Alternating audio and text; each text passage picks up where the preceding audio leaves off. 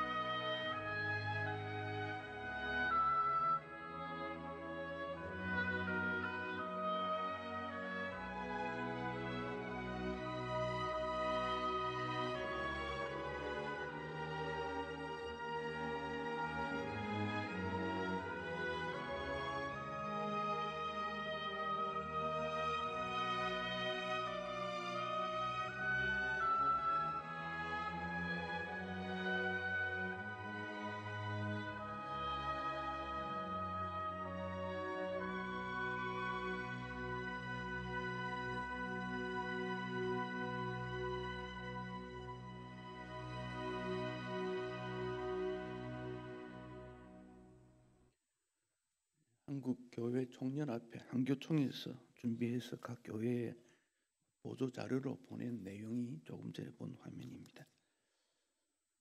올해 2020년에도 우리 하나님께서 우리에게 성탄절을 어김없이 보내어 주셨습니다. 천사들이 찬양한 내용대로 지극히 높은 곳에서는 하나님께 영광이 되고 땅에서는 하나님이 기뻐하시는 사람들 중에 평화가 되는 성탄이 되리라 확신합니다. 요즘 우리는 다양한 형태로 메시지를 주고받습니다. 과거에는 사람을 통해서 소식을 듣거나 전보라는 게 있었습니다. 전화 정도였는데 핸드폰이 나오면서 문자로 소식을 주고받게 되어졌습니다. 지금은 음성, 영상으로도 소식을 주고받습니다. 25년 전에 SMS, 숏 메시지 서비스, 짧은 문자를 보내는 일이 25년 전부터 일어나게 되었는데 영국의 컴퓨터 기술자 펩 웁스라는 사람이 2002년 12월에 처음으로 문자를 보냈다 그럽니다. 처음 보낸 그 문자가 메리 크리스마스, 기쁜 성탄이라는 메시지를 처음으로 보냈다고 합니다. 성탄에 대한 소식은 가장 기쁜 소식이 됩니다. 이 소식은 할 수 있는 대로 모든 인류들에게 전하기를 원하는 하나님의 마음이라고 여겨집니다. 우리도 예수님이 이 땅에 오심에 대한 소식을 우리 주변 많은 사람들에게, 특별히 슬퍼하고 고통스러워하고 힘들어하는 이웃에게 성탄의 소식을 전해야 될 의무가 있습니다. 소식도 전하고 마음의 위로가 되는 일도 해야 될 필요가 있습니다. 예수님 태어날 당시에 어떤 방법이든지 이 소식을 전해야 되는데, 그 당시에는 이 소식을 전할 방법이 별로 없었습니다. 하나님께서 소식을 전하는 방법이 가끔 직접 나타나기도 합니다. 현현이라 이런 표현을 합니다. 직접 나타나지만 사람들이 깜짝 놀라지 않겠습니까? 그러면 꿈으로 나타납니다. 현몽 그렇게 말하지요. 꿈으로 나타나 말씀하기도 하고, 혹은 선지자를 통해서 메시지를 주시기도 하고, 혹은 천사들을 통해서 하나님의 메시지를 전달해 주었는데, 오늘 본문에는 천사들을 통해서 메시지를 전해 주시는 것을 알 수 있습니다. 대상자는 베들레헴 부근의 밤에 양을 지키는 목자들이었습니다. 그 목자들은 그 당시에 수준이 좀 낮은 사람들로 취급을 받았습니다. 주인 몰래 양털을 팔았거나 양을 기르는 일에 소득을 자기 소유로 삼았던 일이 가끔 있었습니다. 양들과 함께 야외에서 생활하기 때문에 안식일을 지키거나 율법을 지키지 못했습니다. 본문 8절에도 양떼를 지키는데 밤이었습니다. 밤에 모두가 쉬는 때에 그들은 양을 지켜야 되는 어려운 직업이었다는 것을 알게 됩니다. 장소도 바깥이니까 실외이지요. 들이나 산기슭이라고 여겨집니다. 그런데 천사가 나타나게 된 것입니다. 그리고 오늘 다윗의 동네에 너희를 위하여 구주가 나셨으니 곧 그리스도 주시니라, 이 말씀을 그들은 듣게 되어졌습니다. 호련히 수많은 천군이 천사들과 함께 하나님을 찬송하는 일이 일어나게 되어졌습니다. 천사가 나타나서 소식을 전하는 것도 깜짝 놀랄 일인데, 천군, 하늘에 있는 군사들, 천사, 하나님의 심부름꾼, 이들이 나타났으니까 얼마나 그들이 충격적이었겠는가 하는 것을 생각해 볼 수 있습니다. 이전에 새벽송을 하게 되었을 때 교회에서 팀을 나누어서 성도들이 가정에 새벽송을 나가게 되지요. 맞이하는 가정은 이 몇 시에 올 줄도 모르겠고 몇 명이나 올 줄도 모릅니다. 그런데 갑자기 찬송 소리가 들려오면 깊은 밤에 기다리다가 지쳐서 깜빡 잠이 들기도 하고, 그런 상태에 찬송 소리가 나면 그 집에 있는 사람이 그만 깜짝 놀라서 어쩔 줄 몰라 하는 그런 일들이 있었지 않습니까? 그런 면에서 볼 때 이 목자들은 얼마나 놀랐겠는가 짐작할 수 있습니다. 메시아의 이 땅에 오심에 대한 소식은 그 당시 신분에 맞는 거기에 적합한 소식이 아닌 깜짝 놀랄 소식이었다는 것입니다. 목자들이 정치적이거나 사회적인 영향력이 있는 것도 아닙니다. 그런데 온 인류에게 영향을 주는 깜짝 놀랄 중요한 소식을 가장 소외받는, 중요하게 취급받지 않는 그들에게 전달이 되어졌다 하는 것입니다. 세상은 사람을 차별하지만 하나님은 차별하지 않는다는 것을 보여줍니다. 고난당하고 무시당하는 자들을 먼저 격려해 주시는 하나님을 알게 됩니다.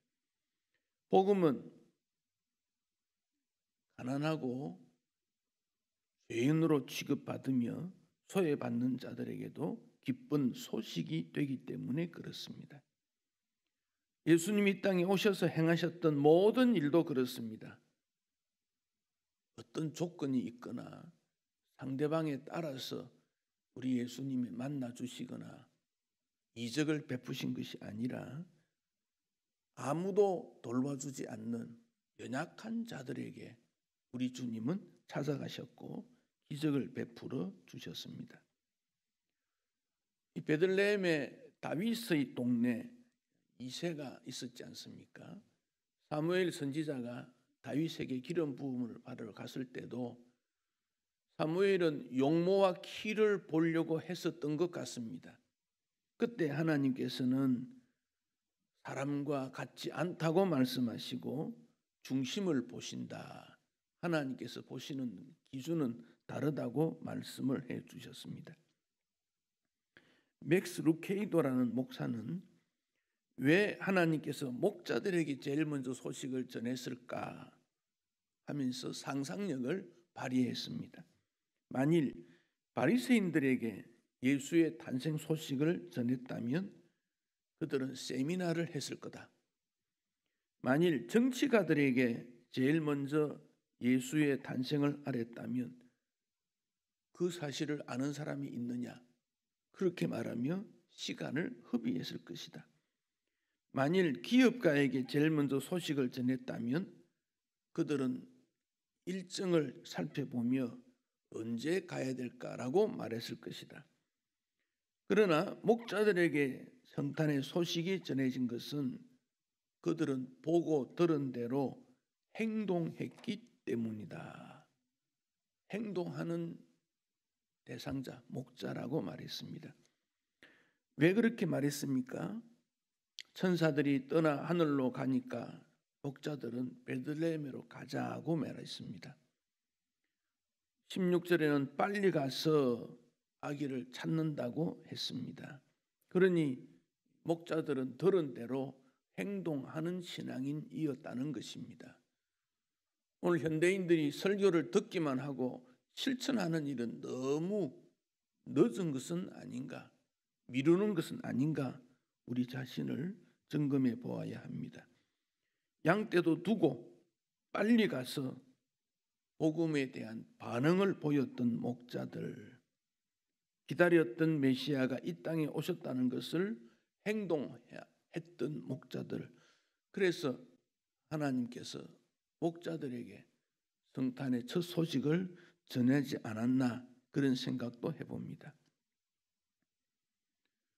모든 켈세이라고 하는 파란 교수는 예수의 탄생 소식이 목자들뿐 아니라 다른 사람에게도 전달이 되었을 것이다, 이런 주장도 합니다.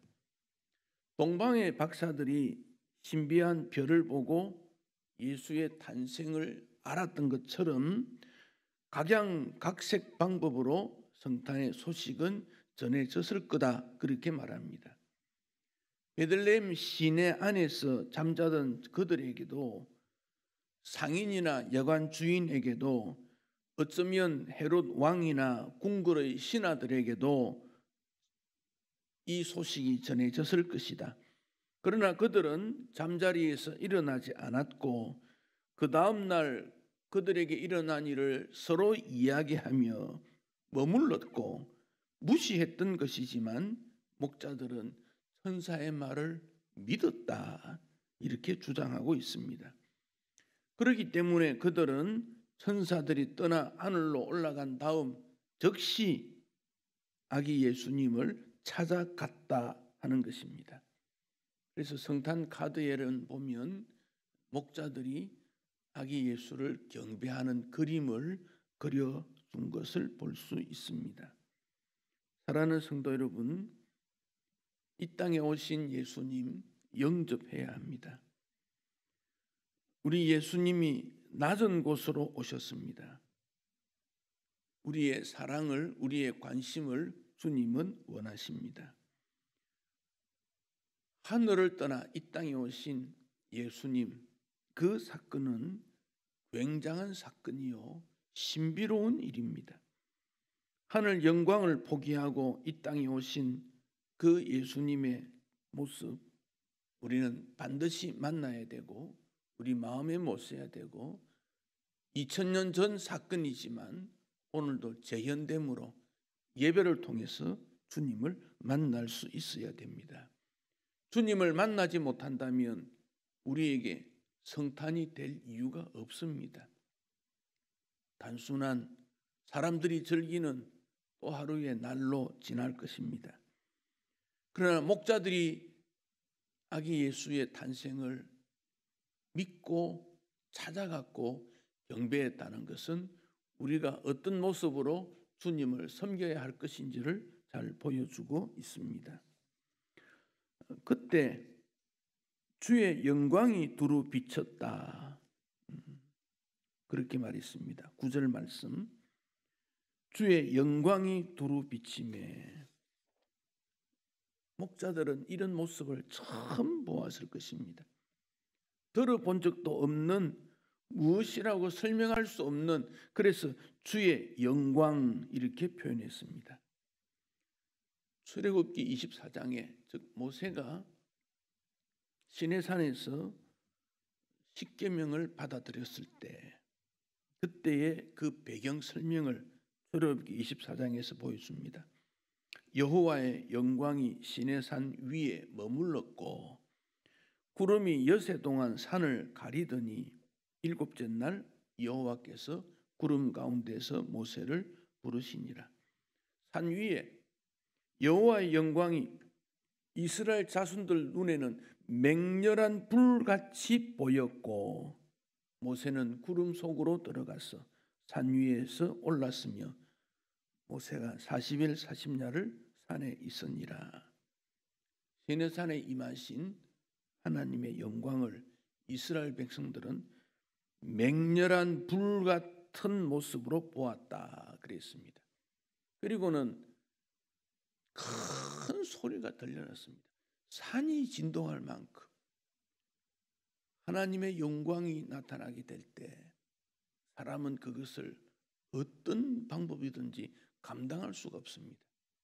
그 앞에 무릎을 꿇을 수밖에 없습니다. 목자들은 그 주의 영광이 두루 비치는 그 내용에 대해서 그들은 무서워할 수밖에 없었습니다. 오늘 우리가 주의 영광을 바라보고 주의 영광 앞에서 예배를 드리는가 하는 점도 점검해 보아야 됩니다. 타락한 세상이지만 주 하나님의 영광이 이 땅에도 임하기를 원한다는 사실을 우리는 기억해야 합니다. 사복음서 중에 요한이 영광이라는 표현을 제일 많이 사용합니다. 요한복음, 그리고 요한 1, 2, 3서, 요한계시록, 요한이 영광이라는 말을 많이 썼는데 요한복음 1장 14절에 보면 말씀이 육신이 되어 우리 가운데 거하심에, 이게 거한다 이 말은 천막을 치고 집을 짓고 머문다 그런 뜻입니다. 그 당시 그 사회에 최고의 어떤 근원이 출발점이 있었을 거다. 로고스라 그렇게 표현합니다.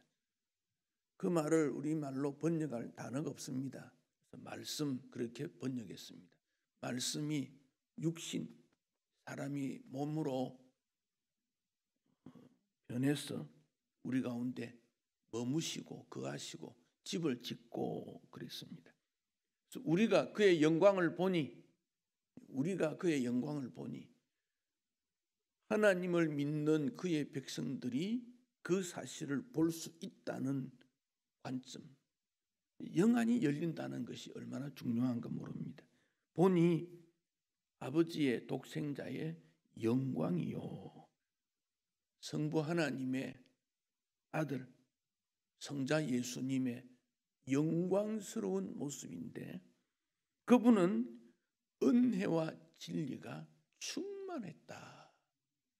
은혜와 진리, 은혜, 하나님이 주시는 사랑, 자비, 긍휼, 불쌍히 여기심, 동정하는 마음, 이 모든 것이 은혜, 이렇게 표현됩니다. 진리, 정의, 의로움, 법, 규칙, 원칙, 이런 모든 것들을 우리는 진리, 그렇게 말할 수 있습니다. 우리 예수님은 그 두 가지가 완벽하게 이루어지신 충만한 분이었다 그랬습니다. 그 주님이 우리와 함께 하심으로 우리도 영광스러운 모습으로 변화시켜 주시고 영광스러운 모습으로 만들어 주시는 주의 은총이 있습니다. 복음송 중에 내 눈 주의 영광을 보내 하는 복음송이 있습니다. 고형원이라는 분이 작곡을 했습니다. 내 눈 주의 영광을 보내, 우리 가운데 계신 주님, 그 빛난 영광은 온 하늘 덮고 그 찬송은 온 땅에 가득해. 내 눈 주의 영광을 보내, 찬송 가운데 서신 주님, 주의 얼굴은 온 세상 향하네. 권능의 팔을 드셨네. 주의 영광 이 땅에 이곳에 가득해. 우린 서서 주님과 함께하네. 찬양하며 전진하리. 모든 주의 열방 주 볼 때까지. 주의 영광을 본 사람은 주님을 찬양하게 되고 온 땅에 주님의 이름을 전하게 됩니다. 천사의 모습, 바로 그 점이 오늘 우리가 해야 된 사역인 것을 알게 됩니다. 주의 영광이 온 땅에 가득한 것을 볼 수 있을런지요? 2020년의 세상은 코로나로 인해서 슬프고 우울하고 봉쇄당하고 죽고 아프다고 외치고 고통스러운 세상입니다. 이런 세상 안에서도 주의 영광이 있음을 찾을 수 있어야 되고, 주의 권능의 팔이 이 땅을 지키고 있음을 바라볼 때 소망이 있고, 절망과 우리를 향하여 무너뜨리는 수많은 세력들을 물리칠 수 있다, 그 힘을 우리는 가지게 됩니다. 이런 주의 영광에 대한 글들을 마태, 마가, 누가, 요한이 기록을 해서 우리는 그것을 복음서다 그렇게 말합니다. 좋은 소식, 반가운 소식, 기쁜 소식, 복음이다 그렇게 말합니다. 이 복음의 내용은 우리가 낯설게 여겨지지만 깜짝 놀라지 않을 수 없는 내용이 복음의 내용입니다. 인간의 상상을 초월하고 믿을 수 없는 일들이, 기적들이 얼마나 많이 복음서에 기록이 되어 있는지 모릅니다. 중풍병자가 나음을 받고 자기 발로 걸어갑니다. 아병 환자의 피부가 어린아이처럼 부드럽게 변합니다. 물고기 둘, 떡 5조각이 5,000명을 먹이고 12방구리에 남는 그런 일이 일어납니다. 12년 동안 피가 멈추지 않았던 여인이 예수님의 옷 자국을 받았는데 나았다 그랬습니다. 손 씻는 항아리에 물이 있었는데 이 물을 떠서 잔치 자리에 갖다 두었더니 포도주로 변합니다. 죽었던 사람이 살아납니다. 어떻게 믿을 수 있습니까? 읽으면 읽을수록 우리는 의심하게 되고 소름이 끼치는, 감탄사를 발휘하지 않고서는 방어할 수 없는 그런 사건들이 우리 예수님을 통해서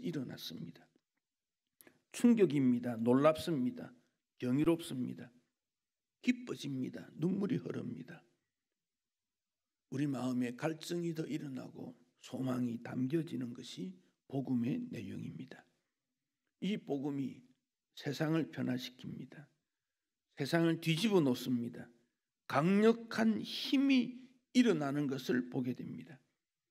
그래서 예수님 만난 사람은 눈물을 흘리기도 하고 깜짝 놀라기도 하고 웃기도 하고 무릎을 치기도 하고 자신을 돌아보게 되고 나는 죄인입니다 고백하게 되는 일이 일어나게 된 것입니다. 이런 일들을 한마디로 주의 영광이다. 주의 영광이 드러날 때 우리는 그 앞에서 그런 반응들을 보이게 되는 겁니다. 그러나 오늘의 우리는 주의 영광에 대해서 아무런 반응을 보이지 않습니다. 그저 지나가는 나와 관계없는 옛 이야기로 머무는 것은 아닌가요? 그 복음이 우리에게 왔을 때 과연 주의 영광을 보게 되는지요? 코로나 시대에 주의 영광이 어느 때보다 우리에게 다가오고 우리 마음에 담겨기를 원하는 그런 일들이 우리 가운데 일어나야 하지 않겠습니까? 천사들이 목자들에게 전한 이 복음은 천사가 이렇게 말을 합니다. 10절 말씀에서 온 백성에게 미칠 큰 기쁨의 좋은 소식. 온 백성, 모든 백성에게 영향을 주는, 끼칠 수 있는 큰 기쁨의 좋은 소식이다.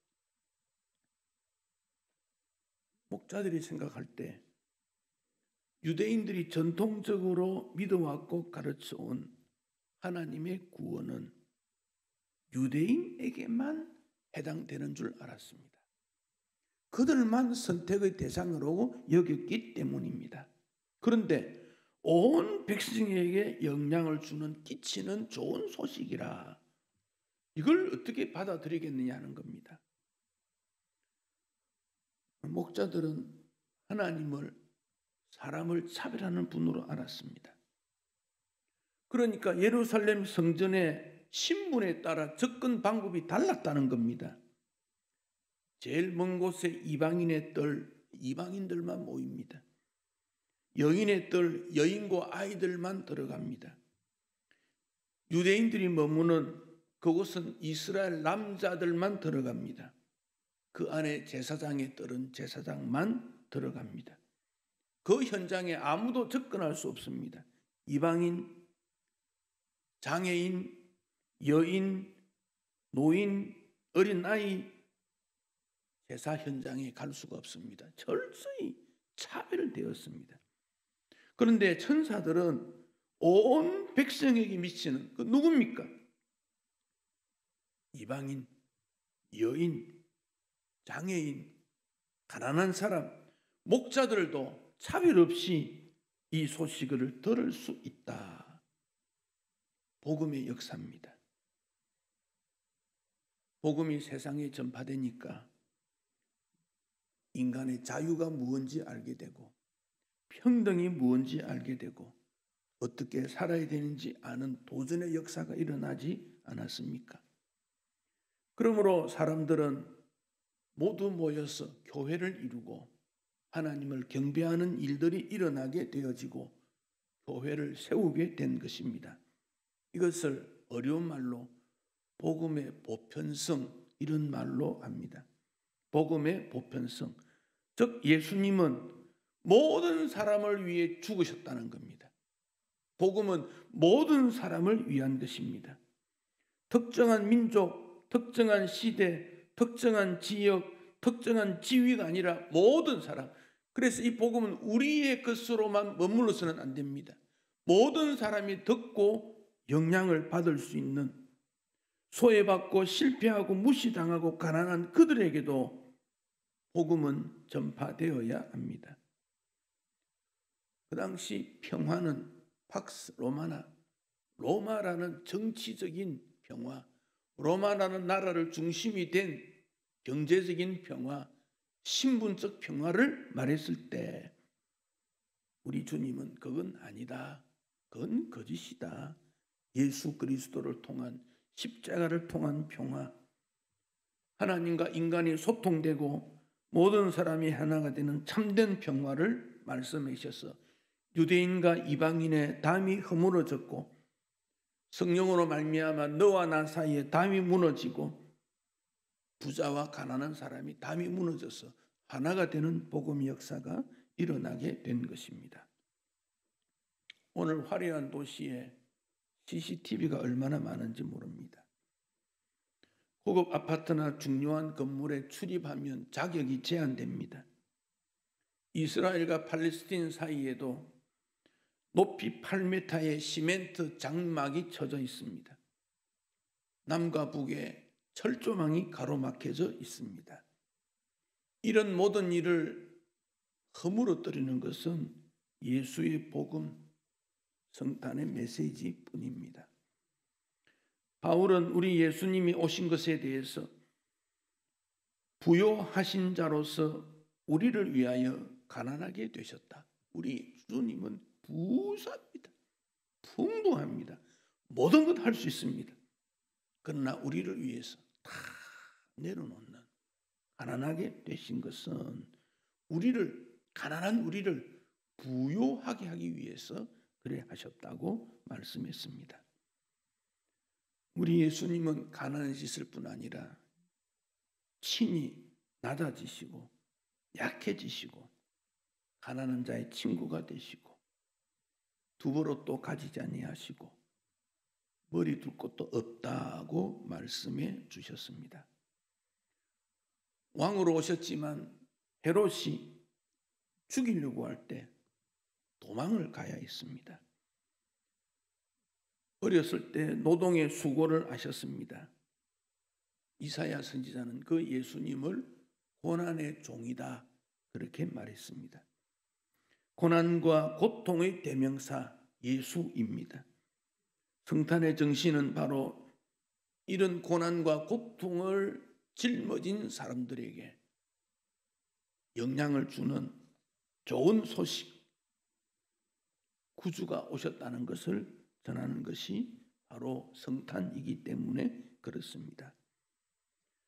천사들은 너희를 위하여 구주가 나셨다. 너희를 위하여라고 11절에서 강조하고 있습니다. 오늘 우리에게 필요한 것이 무엇입니까? 돈입니까? 그러면 돈 관리를 잘하는 재정이나 경제학자를 보냈을 것입니다. 정의로운 평등이면 정치 지도자를 보냈을지 모릅니다. 질병이라면 의사를 보냈을 것입니다. 마음의 위로자면 상담자를 보냈을 것입니다. 그런데 하나님께서는 인간의 죄의 문제로 인하여 모든 사회가 파괴되었으므로 죄의 문제를 해결하는 그 일을 위해 예수 그리스도를 보내셨습니다. 그러므로 예수님이 이 땅에 오신 것을 큰 기쁨의 좋은 소식이요 거룩한 탄생, 성탄 이렇게 말합니다. 나이가 80세 된 분이 자신에게 가장 기뻤던 것을 이렇게 말했습니다. 첫 아들 낳았을 때 가난한 우리나라가 올림픽에서 금메달 땄을 때, 그러나 가장 기뻤던 것은 나의 죄가 용서받았다는 것을 깨닫는 회개와 믿음을 가졌을 때라 그렇게 말했습니다. 모든 인류에게 준 가장 큰 기쁨은 죄의 용서와 천국의 소망이기 때문에 그렇습니다. 사랑하는 성도 여러분, 왜 우리가 성탄을 기다립니까? 어두움에서 도망칠 수 없는 우리이기 때문에 그렇습니다. 현실 세계에 순응하여 살려고 해도 고통스럽기 때문에 그렇습니다. 역사의 구경꾼으로 남을 수 없기 때문에 그렇습니다. 예수 그리스도를 통해서 새로운 역사가 이미 시작이 되었고 우리에게는 천국이 열려졌기 때문에 그렇습니다. 그러므로 성탄은 새로운 도전이고 새로운 소망에 나아가는 길이 열려지는 일이 일어나기 때문에 그렇습니다. 성탄은 매번 반복되고 또 우리 마음에 오시는 예수님, 매번 반복됩니다. 주님을 모셔야 합니다. 그분은 나의 주인이기 때문에 그렇습니다. 그 주님을 모시면 하나님 앞에 영광이고 사람들 중에 평화가 정착될 수 있을 것입니다. 그러므로 우리 하나님께서는 메시아를 보내주겠다고 약속하셨고 이미 오신 메시아를 통해서 하나님 앞에 영광이 되고 이 땅에는 하나님의 나라 역사가 지속적으로 진행되고 있고 언젠가 하나님의 나라가 완성될 것입니다. 그 하나님의 나라를 기다리는 마음으로 이번 성탄도 맞이해야 합니다. 하나님 앞에 영광되고 찬양으로 경배하는 성탄 되시기를 축복합니다.